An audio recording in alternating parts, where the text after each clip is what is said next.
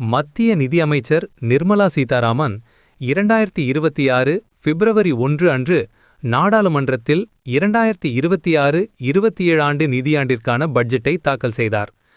நிர்மலா சீதாராமன் தொடர்ந்து தாக்கல் செய்யும் 9வது பட்ஜெட் இதுவாகும்.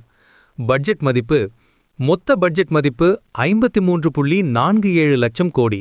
இது முந்தைய ஆண்டை விட 7.7% அதிகம். மூலதன செலவு கேபெக்ஸ் உள்கட்டமைப்பு வளர்ச்சிக்காக 12.2 லட்சம் கோடி ஒதுக்கப்பட்டுள்ளது. பாதுகாப்புத்துறை 7,84,678 கோடி அதிகபட்ச ஒதுக்கீடு. ரயில்வே துறை 2,77,380 கோடி. கிராமப்புற வளர்ச்சி 1,97,230 கோடி. கல்வித்துறை 1,39,289 கோடி. விவசாயம் மற்றும் விவசாயி நலன் 1,32,561 கோடி. சுகாதாரத்துறை 1,06,530 கோடி. ஆபரேஷன் சிந்தூர் அஞ்சல் துறை நவீனமயமாக்கல் திட்டம்.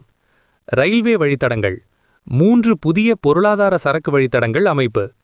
PM கிராம் சதக் யோஜனா கிராமப்புற சாலைகளுக்கு 95,632 கோடி.